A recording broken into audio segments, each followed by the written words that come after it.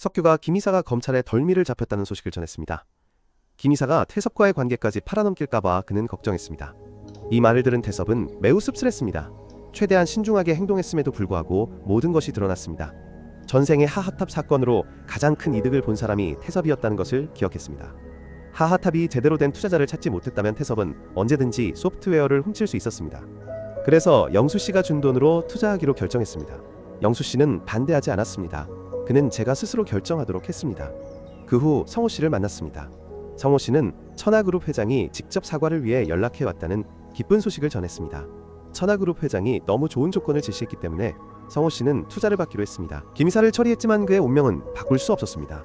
왜 성호씨가 저를 그렇게 믿는지 물었습니다. 성호씨가 저를 맹신하는 세 가지 이유가 있었습니다. 첫째, 김 이사에 대해 경고했었습니다. 그리고 결과는 제가 말한 대로였습니다. 김 이사는 정말로 성호씨를 속이기 위한 계획을 꾸미고 있었습니다. 둘째, 하하탑에 대한 아이디어는 사실 민수씨의 것이었습니다. 민수씨는 데이터를 통해 모든 사람을 연결하는 세상을 만들고 싶었습니다. 하지만 민수는 성호가 나에게 말하지 못하게 했습니다. 세 번째 이유는 성호가 김 부장을 만나기 전에 문자를 받았다는 것입니다. 보낸 사람도 조심하라고 경고했습니다. 하지만 전화를 걸었을 때 그 사람은 절대 문자를 보낸 적이 없다고 말했습니다.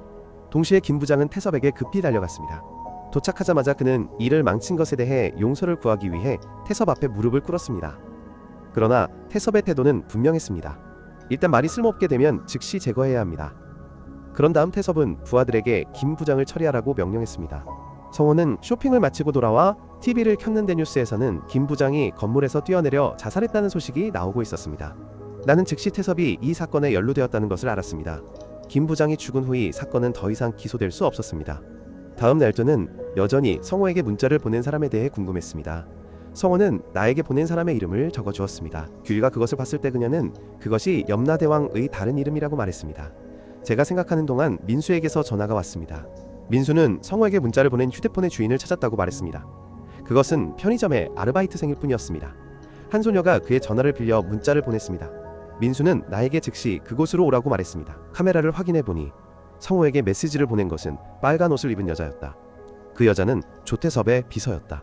하지만 왜 스스로를 염라대왕이라고 칭했을까? 학교에 도착하니 TV에서 태섭에 대한 뉴스가 나왔다. 태섭은 GM자동차가 외국에 팔리는 것을 막아 많은 노동자들이 일자리를 잃지 않게 했다는 이유로 국민들의 칭찬을 받고 있었다. 하지만 전생의 태섭이 하하탑 프로젝트를 장악하지 못해 GM자동차를 팔았다는 것을 아는 사람은 나뿐이었다. 그래서 이번에는 국민들의 환심을 사기 위해 결정을 바꾼 것이었다. 떠나려던 참에 새로운 사건에 대한 소식을 들었다. 한 남자가 살인 혐의로 체포되었는데 그는 무릎을 꿇고 울며 억울함을 호소했지만 아무도 믿어주지 않았다. 그가 끌려간 후 그의 아들이 달려왔다. 소녀는 아버지를 위해 억울함을 호소하려 했지만 경찰에게 제지당했다. 아버지가 차에 끌려가는 것을 본 소녀는 무력하게 울었지만 아무것도 할 수 없었다. 바로 그때 내가 나타나 너 혹시 박상만 아니냐고 물었다. 내가 네 아버지의 무죄를 밝혀주겠다고 말했다. 그런 다음 상만을 학교로 데려갔다. 수업 중에 상만은 살인자 아버지 때문에 친구들에게 놀림을 받았다. 하지만 내가 최대한 빨리 아버지의 무죄를 밝혀주겠다고 약속했기 때문에 그는 참으려고 노력했다. 믿기 어렵겠지만 상만에게는 다른 선택지가 없었다. 그는 그저 견디며 기다릴 수밖에 없었다. 내가 그의 아버지를 억울함에서 벗어나게 해주기를 기다리는 것이었다. 그와 동시에 나는 이련을 찾아갔다. 나는 이련에게 사건의 증거를 건네주었고 진범을 찾는 방법을 알려주었다. 그런 다음 나는 승진을 원했던 이련이 사건을 해결해주기를 기다렸다. 그는 즉시 피해자의 아내를 소환하여 신문했다. 이련은 아내를 오랫동안 신문했지만 피해자의 아내는 아무런 정보도 밝히기를 거부했다. 이련은 부하에게 한 남자를 데려오게 했다. 알고 보니 그 아내는 간통을 하고 있었다. 그녀는 남편이 알게 될까 두려워 남편을 죽였다. 그녀의 남편은 상만의 아버지에게 많은 빚을 졌지만 갚기를 거부했다. 상만의 아버지와 그녀의 남편이 다투는 동안 그녀는 상만의 아버지가 칼로 남편을 위협만 할 뿐 아무것도 하지 못하는 것을 보았다. 남편이 자고 있을 때 그녀는 그 칼로 남편을 죽였다. 그렇게 상만의 아버지는 억울한 누명을 썼다. 나는 경찰서 앞에 서서 상만 가족의 재회를 보았거나 역시 행복감을 느꼈다. 전생에서 상만은 아버지의 억울함을 풀어줄 증거를 찾는데 15년이 걸렸다. 나는 그 행동에 깊은 감동을 받았다. 그래서 이번 생에는 상만을 떠올렸어요. 오늘은 한미의 대학 수학 능력 시험 날이에요. 한미가 시험장에 들어서려 할 때 자신을 응원하는 저를 보았어요. 한미는 매우 놀랐어요. 한미의 불안한 모습을 보고 저는 부적이라며 물건 하나를 꺼냈어요. 이것은 작년에 제가 수능 때 썼던 펜이에요. 한미는 기쁘게 펜을 받아들었어요. 제가 떠나기 전에 저는 한미의 손에 선물 하나를 쥐어주었어요. 그녀의 손을 잡았을 때 그녀는 몇 초 동안 얼어붙었어요. 그러더니 기쁘게 자신을 응원하기 위해 소리쳤어요. 오늘은 상만의 수능 날이기도 해요. 둘 다 미래를 위해 노력하고 있어요. 한미가 시험을 마친 후 저는 결과를 보러 갔어요. 한미는 자신의 결과를 보고 기뻐서 뛰어다녔어요. 동시에 상만 역시 원하는 결과를 얻어 기뻐하고 있었어요. 한미는 아버지에게서 전화를 받기 전까지 오랫동안 그렇게 기뻐하지 않았어요. 아버지께서 처음 하신 말씀은 축하가 아니라 자신이 정해둔 V학교를 선택하라는 것이었어요. 한미가 동의하지 않으면 유학을 보내겠다고 하셨어요. 매우 슬펐지만 그녀는 아무것도 할 수 없었어요. 그 후 한미는 저에게 술을 마시러 가자고 했어요. 그녀는 신문방송학과를 선택하겠다고 말했어요. 저는 한미가 유명한 기자가 될 것이라고 확신한다고 말했어요. 한참의 대화 끝에 한미 씨는 항상 곁을 지켜줘서 고맙다고 했다. 나 덕분에 지금의 자신이 있다며 앞으로 꼭 보답하겠다고 했다. 그리고 나와 한미 씨는 밝은 미래를 위해 함께 축배를 들었다. 집에 돌아오니 부모님이 슬픈 표정으로 나를 기다리고 계셨다. 무슨 일인지 제대로 파악하기도 전에 아버지께서 내게 소집 통지서를 건네주셨다. 자세히 보니 이병 통지서였다. 나는 곧 이날이 다시 찾아왔음을 깨달았다. 아버지께서는 아무것도 두려워할 필요가 없다고 말씀하셨다. 아버님도 특수부대 출신이라고 하셨다. 그걸 들은 어머님은 아버지가 눈 하나 깜짝 않고 거짓말을 하자과장 좀 하지 말라고 곧바로 지적하셨다. 아버지는 특수부대에서 후방 지원만 하셨다고 하셨다. 아버지의 허세에 나는 웃음이 나왔다. 이틀 뒤에 입대를 해야 한다는 소식을 들은 민수 씨는 왜 미리 말해주지 않았냐고 나를 타박했다. 민수 씨는 이 사실에 매우 속상해했다. 나는 2번이나 군대에 가는 나만큼 민수 씨가 속상해할까 싶었다. 내 무표정한 얼굴을 본 규리 씨는 나를 보고 참지 못하고 잔소리를 했다. 규리 씨와 민수 씨는 함께 나에게 잔소리를 했다. 어떻게 그렇게 태어날 수 있냐고 물어보셨다.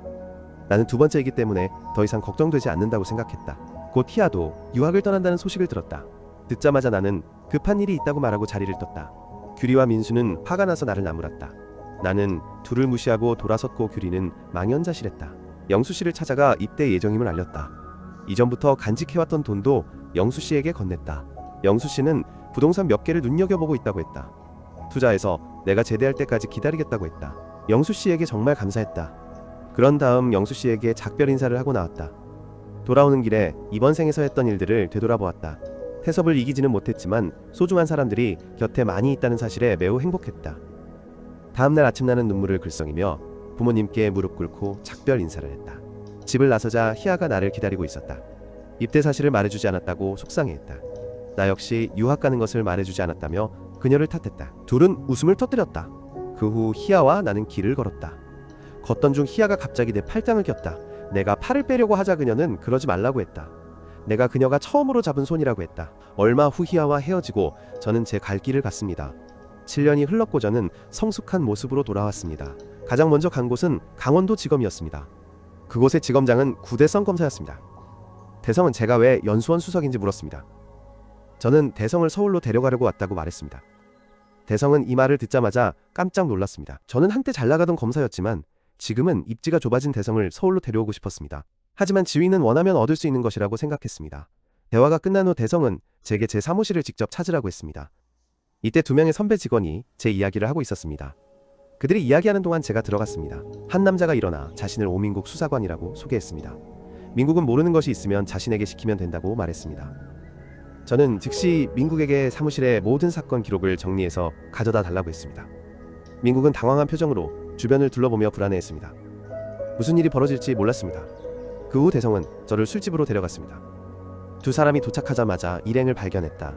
성혁은 즉시 그들에게 다가가 시중을 들었다. 이야기를 나눈 후구들이 모두 지역의 고위 관료들이라는 것을 알게 되었다. 그 중에는 마피아 두목도 있었다. 그래서 나는 이 일행에게 주목했다. 그들이 술을 마신 지 얼마 되지 않아 나는 성혁을 서울로 일하러 데려가겠다고 말했다. 성혁은 나에게 서울로 돌아가라고 화를 냈지만 나는 여기서 자유롭게 행동할 수 있기 때문에 돌아가고 싶지 않았다. 성혁은 내가 혼자서는 아무것도 해내지 못할 것이라고 생각했다. 그래서 성혁은 내가 머무르는 것을 허락했다. 검찰청에서 민국은 동료들에게 내가 며칠 동안 아무것도 하지 않았다고 말하고 있었다. 그는 내가 성혁보다 더 게으르다고 생각했다. 덕분에 그의 업무도 훨씬 수월해졌다. 민국이 기뻐할 틈도 잠시 나는 서류 2뭉치를 가져와 퇴근 전까지 끝내라고 말했다. 산더미처럼 쌓인 서류를 보고 민국은 속으로 욕할 수밖에 없었다. 그 후 나는 영수 씨를 찾아갔다. 영수 씨는 내가 돌아온 것을 매우 기뻐했다. 내가 자리에 앉자마자 나는 영수 씨에게 상만에 대해 물었다. 알고 보니 내가 입대하기 전에 상만을 영수 씨에게 훈련시키러 데려왔던 것이다. 이제 돌아왔으니 상만이를 데리고 일하러 가야겠다. 그러자 상만이는 영수 씨를 껴안았다. 상만이는 자신이 없을 때 영수 씨에게 약을 꼭 챙겨 먹으라고 당부했다. 차 안에서 나는 7년 전 상만이가 나를 찾아왔던 일을 떠올렸다. 상만이는 은혜를 갚고 싶다고 했다. 상만이는 나의 오른팔이 되도록 노력하겠다고 약속했다. 상만이가 제일 먼저 해야 할 일은 나를 따라 맥주집에 가는 것이었다. 입구에 들어서자마자 나는 문지기에게 도박할 곳이 있는지 물었다. 그는 비웃음이 없다고 말했다. 상만이는 가방을 열었다. 가방 안이 돈으로 가득 찬 것을 본 문지기는 즉시 고개를 숙이고 나와 상만이를 안으로 들이라고 권했다. 둘이 안으로 들어서자 비밀 통로로 안내되었다. 안으로 들어가 보니 전문 도박장이었다. 모든 것이 사기라는 것을 알면서도 나는 칩을 바꾸고 주사위 테이블로 가서 게임을 했다. 나는 계속 베팅했고 이곳 사람들의 수법에 주의를 기울였다. 칩이 다 떨어질 때까지 계속 게임을 했다. 나는 상만이에게 가방 속 돈을 모두 칩으로 바꾸라고 말했다. 그러자 나는 가지고 있던 칩을 모두 7번 칸에 걸었다. 너무 큰 금액이라 직원 여자가 겁을 먹었다. 그녀가 떨리는 손으로 뚜껑을 열자 나는 6번으로 바꾸고 싶다고 말했다. 상대방이 안도하는 표정을 보고 짐작은 했지만 놀리는 듯 일부러 몇 번 더 바꾸었다. 결국 6번을 골랐다. 예상대로 나는 모든 돈을 잃었다. 그 후 나는 웨이터와 악수를 하고 떠났다. 얼마 후 나는 식당에 도착했다. 내가 주문을 하고 있을 때 그 여자가 갑자기 나타났다. 나는 어제 일부러 져서 몰래 그녀에게 쪽지를 건네줄 수 있었다. 나는 카지노 매니저에 대한 정보를 알고 싶다고 말했다. 그 후 나는 이 지역의 새로운 검사라고 나를 소개했다. 성혁은 갑자기 내 전화를 받고 잠에서 깼다. 나는 주촌단지를 없애고 싶다고 말했다. 성혁은 어떤 증거로 그렇게 무모한 짓을 하느냐고 화를 내며 물었다. 내가 증거가 없다고 말하자나는 직접 만들겠다고 했다. 나는 경찰의 도움을 받을 것이다. 성혁은 우리가 같은 편이기 때문에 내가 무엇을 하든 소용없다고 말했다. 하지만 나는 그의 말을 듣지 않고 바로 전화를 끊었다. 나는 분노에 차서 혼자 들어갔다. 나는 검사증을 꺼내 모든 사람이 체포되었다고 말했다. 그것을 보고 그들은 즉시 나에게 뇌물을 주려고 돈을 인출했다. 나는 검사에게 뇌물을 준 혐의로 기소하기도 했다. 내가 진지하다는 것을 보고 그들은 칼을 뽑았다. 나는 혼자서 이 쓰레기들을 처리할 수 있도록 상만에게 불을 끄라고 말했다. 내가 말을 마치기도 전에 불이 켜졌다. 상만을 부르려고 돌아봤지만 아무 대답도 없었다. 내가 막 나가려던 참이었는데 민국이가 오해하고 상만을 잡아두고 있는 것을 봤다. 조심하라고 말하고 위층으로 올라갔다. 두 남자가 길 한가운데서 나타나 그들의 길을 막았다. 나는 재빨리 그들을 제압하고 방 안으로 밀어넣었다. 그러자 그 일행이 모두 거기에 서 있는 것을 보았다. 시간이 많지 않다고 말했으니 모두 올라오라고 했다. 나의 일대 10전투가 공식적으로 시작되었다. 내가 모든 일을 처리했을 때 민국이와 상만이 들어왔다. 그들은 믿을 수 없다는 표정이었다. 그들은 그렇게 용감한 사람이 있을 줄 몰랐다.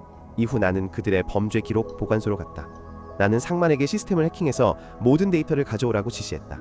전생에 상만이 검사 서버를 해킹해서 아버지를 구해줬던 것처럼 이 일에 능숙하다는 것을 알고 있었다. 이때 갑자기 밖에서 소리가 들렸다. 문을 나서자마자 민국이가 맡고 있는 것을 보았다. 덩치 큰 남자가 나타났다. 나는 이 사람을 만나서 기뻤다. 나는 이 사람이 내 편이 되기를 바랐다. 그 후 나와 그 사람은 싸웠다. 그 사람은 이준석이었다. 지난 생에서 준석은 자신의 속도를 바탕으로 전국 최고의 복서가 되었다. 이번 생에서는 준석이 다시는 잘못된 길을 걷지 않도록 맹세했다. 준석을 쓰러뜨리자마자 성혁이 나타났다. 성혁은 즉시 나에게 다가와 뺨을 때렸다. 성혁은 목숨보다 중요한 것은 없다며 더 이상 그렇게 하지 말라고 조언했다. 하지만 나는 성혁에게 안심하고 모든 일을 자신에게 맡기라고 말했다. 그 후 성혁은 현장을 처리할 사람들을 보냈다. 내가 성혁을 그토록 존경하는 이유는 지난 생에서 성혁 검사가 사임하기 전에 수집한 모든 증거를 나에게 가져다 주었기 때문이다. 그것을 열었을 때 나는 태섭의 부하들이 저지른 모든 일이라는 사실에 충격을 받았다. 그는 그것들을 수집하는데 몇 년이 걸렸을 것이다. 그때 나는 성혁에게 감사 인사를 하기 위해 그를 쫓아갔다.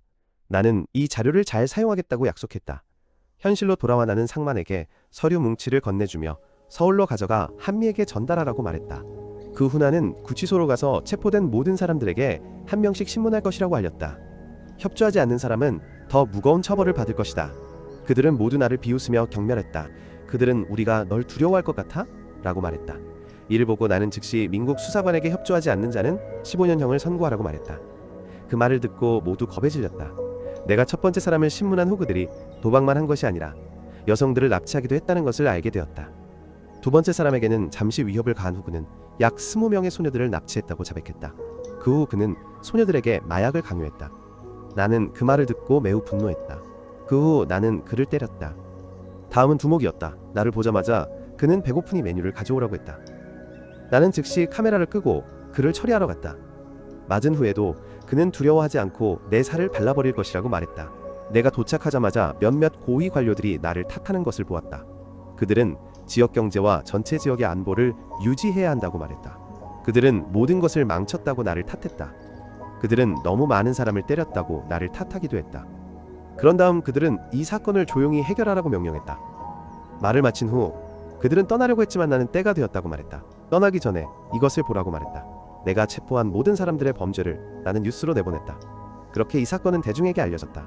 나는 계속 수사하고 배후 세력을 체포할 수 있습니다.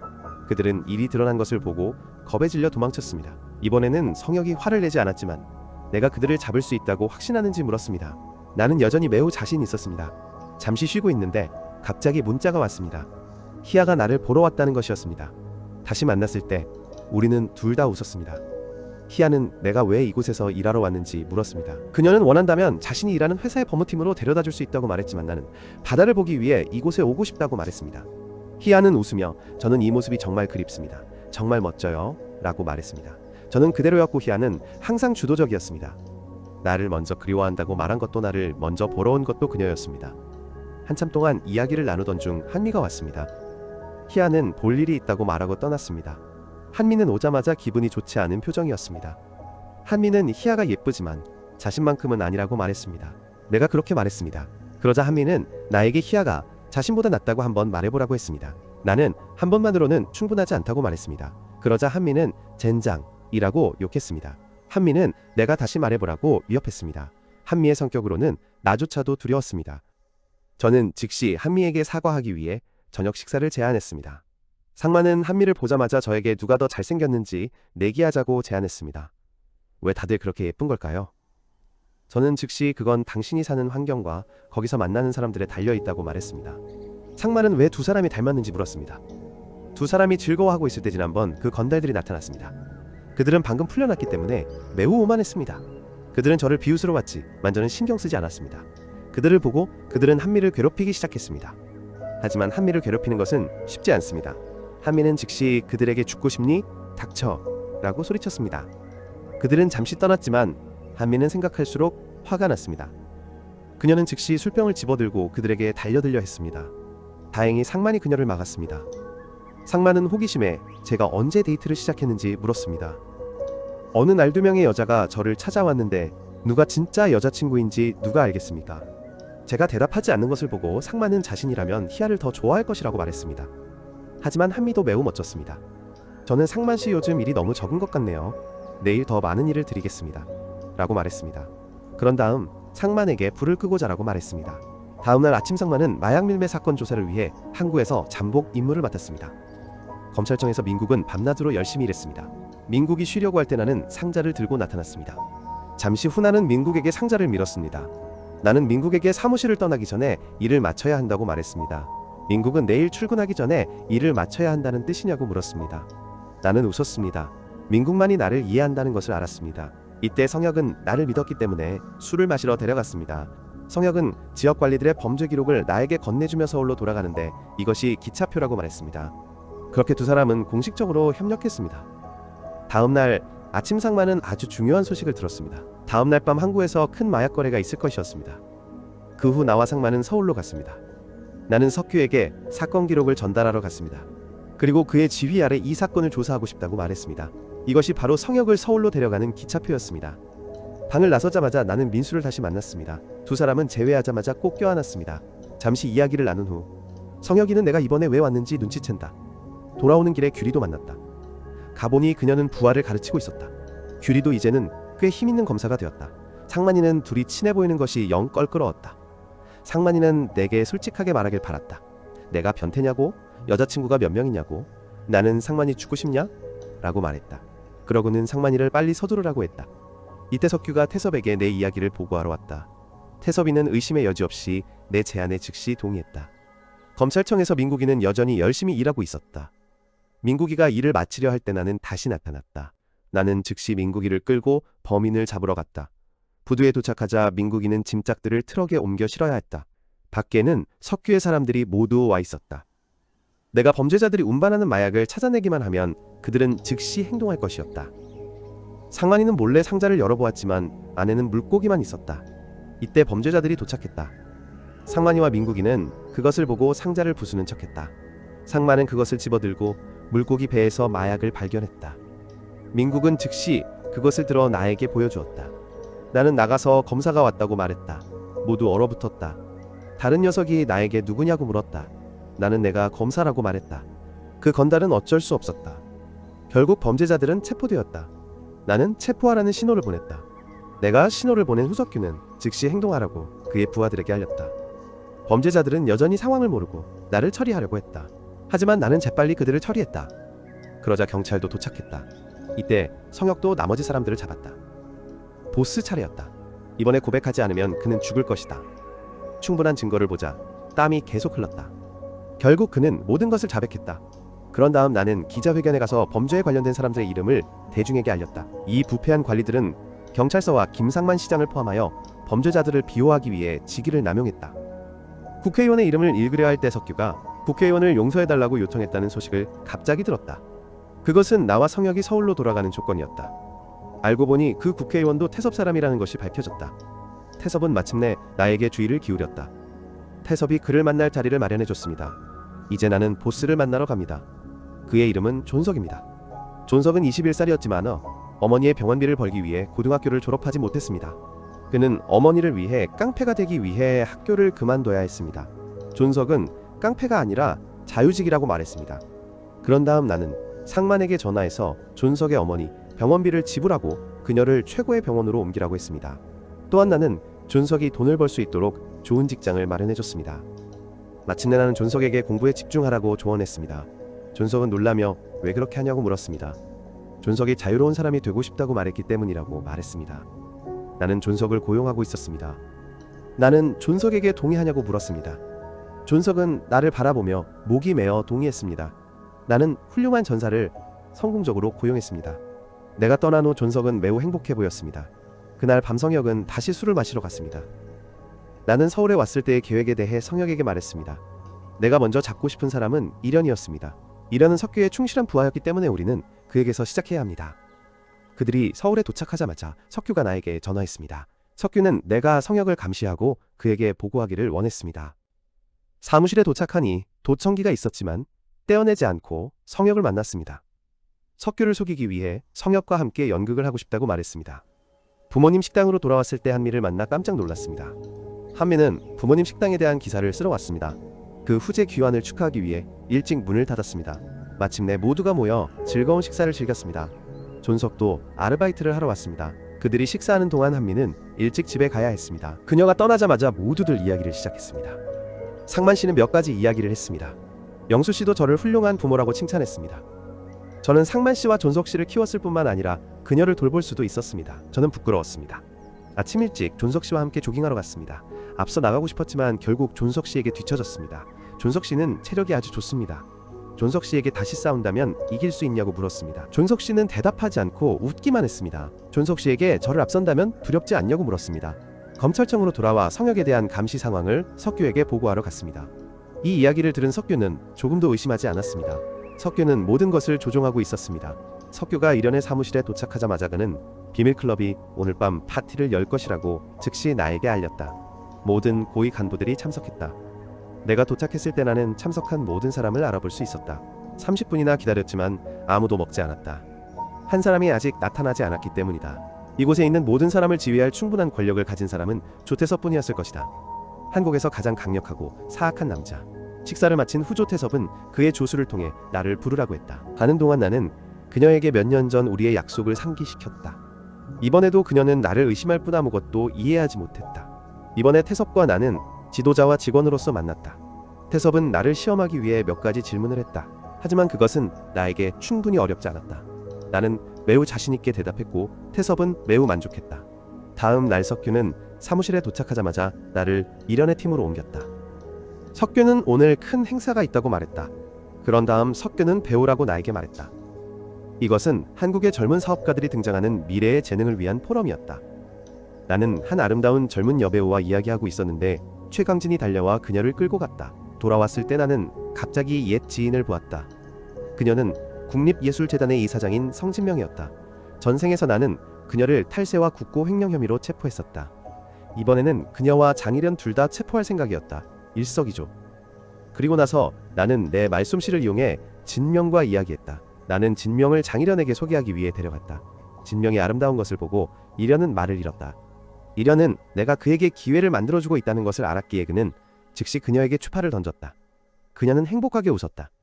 일현은 미끼가 물었다는 것을 보고 나에게 떠나라고 신호를 보냈다. 일현은 이것이 내가 그를 위해 친 함정이라는 것을 몰랐다. 두 악당이 뭉치면 일현은 공모와 은폐 혐의로 기소될 것이 분명하므로 나는 둘 다 체포할 수 있었다. 완벽한 계획. 다음 날 일현은 나를 용의자를 신문하러 데려갔다. 그 전에 일현은 다른 방으로 가서 어떤 사람을 만나야 했다. 이 사람은 밀레전자회사의 전무였다. 그는 횡령 혐의로 민수에게 체포되었지만 그의 상사는 그를 무죄로 만들기 위해 노력했다. 이 임무는 일현에게 주어졌다. 일현은 의학부 학생에게 여자친구를 살해했다고 자백하도록 강요할 계획을 세웠다. 그 학생이 억울하다며 울었지만 일현은 그를 용서하지 않았다. 일현은 이 일을 이용해 밀레전자 사장의 사건을 잊게 하려 했다. 나는 매우 분개했고 그 학생이 안타까웠다. 일현의 웃는 얼굴을 보고 나는 그 학생의 결백을 증명하기로 결심했다. 그런 다음 일현에게 법의 심판을 받게 할 것이다. 어떻게 일현을 체포하고 그 남학생의 결백을 증명할 수 있을까? 나는 일현을 감옥에 넣을 계획을 세우고 있다. 먼저 나는 일현이 진명과 불륜 관계라는 소문을 퍼뜨렸다. 그런 다음 나는 즉시 남학생의 결백을 증명할 증거를 찾으러 갔다. 잠시 조사한 후 나는 살인범의 범행수법을 알아냈다. 그의 범행수법은 전생에 내가 잡았던 연쇄살인범과 매우 비슷했다. 나는 규리에게 이 범죄자를 조사해달라고 부탁했다. 하루 밤낮으로 추적한 끝에 규리는 마침내 범죄자가 움직이는 것을 보았다. 한밤중에 그는 삽으로 구덩이를 파기 위해 인적이 드문 곳으로 갔다. 그는 한 소녀의 시신을 은닉할 준비를 하고 있었다. 규리가 조용히 관찰하는 동안 그녀의 전화가 갑자기 울렸다. 규리는 자신이 발각된 것을 알고 그를 잡기 위해 달려나갔다. 그녀는 그에게 맞아 죽을 뻔했습니다. 다행히 그는 제 시간에 나타났습니다. 그는 공격하기 위해 칼을 집었지만 존석은 그의 얼굴을 때렸습니다. 존석은 그의 팔을 부러뜨리고 다시 한번 그를 때렸습니다. 존석은 그를 쉽게 제압했습니다. 체포된 후 그는 살인 혐의를 자백했습니다. 법정에서 일현은 여전히 학생을 기소하고 있었습니다. 일현이 사건이 해결되었다고 생각할 때 규리가 들어왔습니다. 그녀는 진짜 범인을 잡았다고 알렸습니다. 일현은 고소를 취할 수밖에 없었습니다. 이는 그 학생이 누명을 벗었다는 것을 의미합니다. 이것은 한국 검사의 명성에 큰 영향을 미쳤습니다. 언론은 일현이 그 학생에게 누명을 씌웠다고 보도했습니다. 대중의 검사에 대한 신뢰는 크게 하락했습니다. 사건이 점점 커지면서 석규는 태섭에게 도움을 요청해야 했습니다. 여전히 옛날 계획입니다. 그들은 덮을 더 큰 사건을 찾아야 했습니다. 검사가 대중의 신뢰를 되찾도록 돕기 위해 희생양이 필요했습니다. 그 양은 바로 일현이었습니다. 석규는 일현이 진명과 공모하여 국립예술기금을 횡령했다는 것을 알고 있었습니다. 그래서 석규는 저에게 이 사건을 전적으로 처리할 권한을 주었습니다. 모든 것은 제 계획대로 진행되었습니다. 먹잇감이 덫에 걸렸습니다. 이제부터 천천히 잡을 것입니다. 먼저 진명을 체포하기 위한 증거를 보냈습니다. 이때 장일현도 체포되었습니다. 석규는 나에게 그를 체포하라고 명령했지만 그는 단지 신용만 했을 뿐입니다. 석규는 일현과 같은 유능한 오른팔을 잃고 싶지 않았습니다. 그래서 석규는 강진에게 성역의 방에 몰래 들어가 컴퓨터에 범죄 데이터를 심도록 비밀리에 명령했습니다. 석규는 성역이 일현의 모든 죄를 뒤집어쓰기를 원했습니다. 이 계략은 나를 속일 수 없었습니다. 나는 성역에게 방에 몰래 카메라를 설치하라고 말했습니다. 이 비디오 덕분에 성역은 처벌을 면했습니다. 그 후 나는 일현과 진명의 범죄를 발표하기 위해 기자회견에 갔습니다. 석규는 내가 그렇게 빨리 모든 증거를 모을 수 있을 것이라고는 예상하지 못했습니다. 석규는 기자회견을 중단하라고 급히 나에게 전화했지만 너무 늦었습니다. 나는 석규의 오른팔을 완전히 잘라냈습니다. 다음은 최강진입니다. 강진을 처리하는 대신 나는 먼저 그의 아버지의 회사부터 조사하기로 결정했습니다. 민국은 퇴근 준비를 하다가 갑자기 내 전화를 받았습니다.